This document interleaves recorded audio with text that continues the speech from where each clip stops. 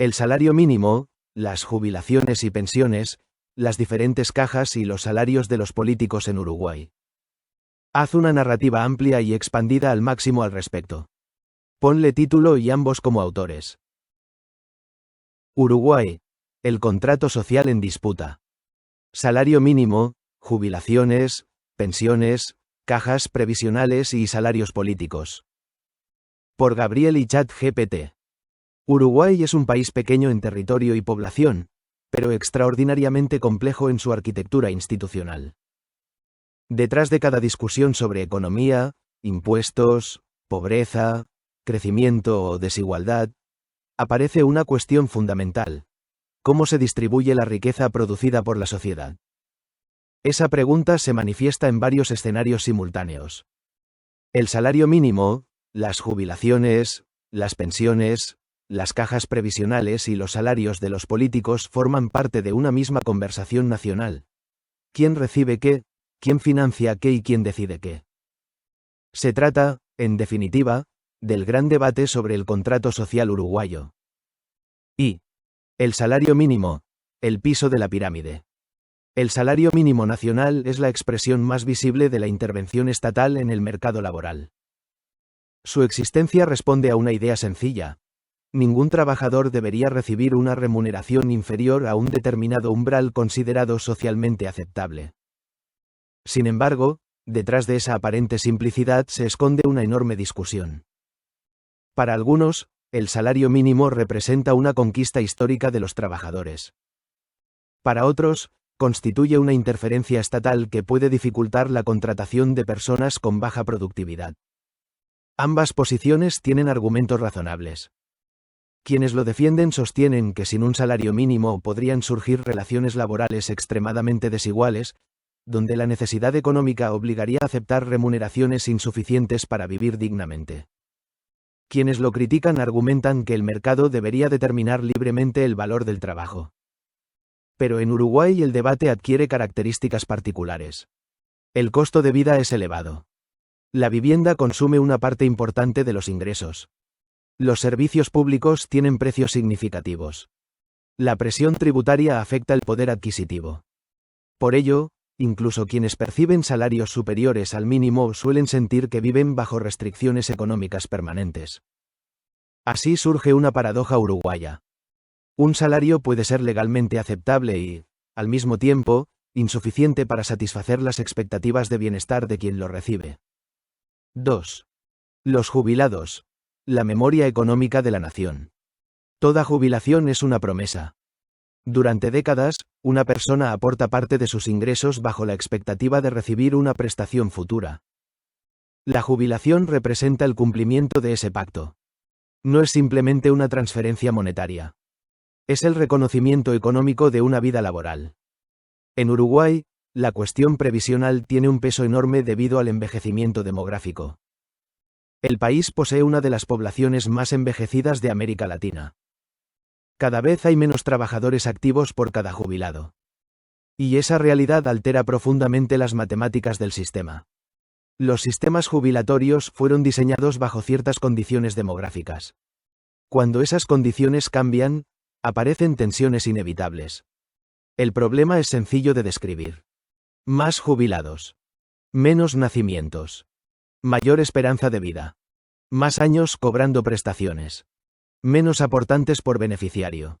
La ecuación comienza a tensionarse. Entonces surge la pregunta incómoda. ¿Quién financia el sistema? 3.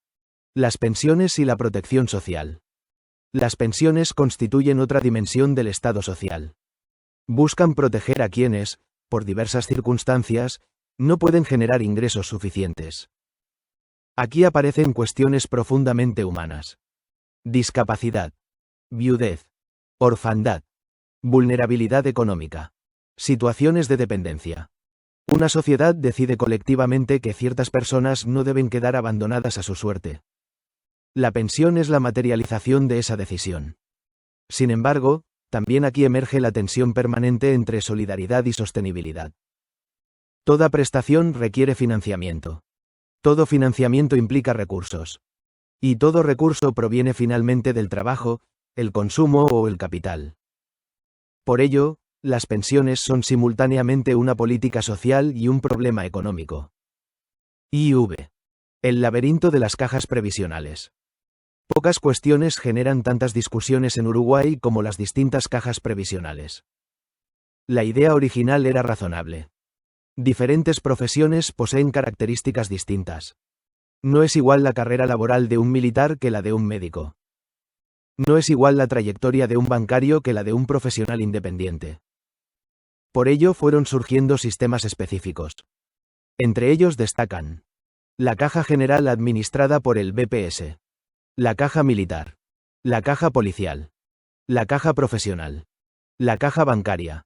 Otras estructuras históricas. Durante décadas estas instituciones coexistieron relativamente estables. Pero el tiempo transformó las condiciones que las hicieron posibles. Los cambios demográficos, tecnológicos y laborales alteraron profundamente el equilibrio financiero. Algunas cajas comenzaron a enfrentar dificultades crecientes. Otras requirieron asistencia estatal. Y entonces apareció una pregunta políticamente explosiva. ¿Es justo que toda la sociedad financie déficits de sistemas particulares? La respuesta depende del marco ideológico desde el cual se observe el problema. Para algunos, sí. Para otros, no. Y para muchos uruguayos, el debate permanece abierto. V. Los salarios de los políticos. Ningún tema genera tanta sensibilidad pública como las remuneraciones de quienes gobiernan. Los salarios de legisladores, ministros, intendentes, directores de entes y otras autoridades suelen convertirse en símbolos del vínculo entre ciudadanía y poder. Aquí intervienen elementos racionales y emocionales. Desde una perspectiva técnica, se argumenta que cargos con grandes responsabilidades requieren remuneraciones competitivas. Desde una perspectiva ciudadana, muchas personas comparan esos ingresos con sus propios salarios y perciben una distancia excesiva. La cuestión entonces deja de ser puramente económica. Se vuelve moral y simbólica.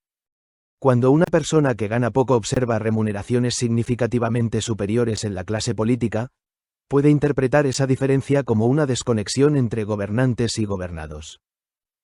Por eso los salarios políticos nunca son solamente salarios. Son también mensajes. Transmiten una idea sobre cómo el poder se relaciona con la sociedad. B. Dos uruguayes que conviven. En muchas conversaciones cotidianas parece existir una percepción recurrente. Por un lado está el Uruguay institucional. El de los organismos. Las normas. Las cajas. Los presupuestos. Las oficinas públicas. Las estadísticas. Por otro lado está el Uruguay cotidiano. El de quien trabaja. El de quien busca empleo. El de quien emprende.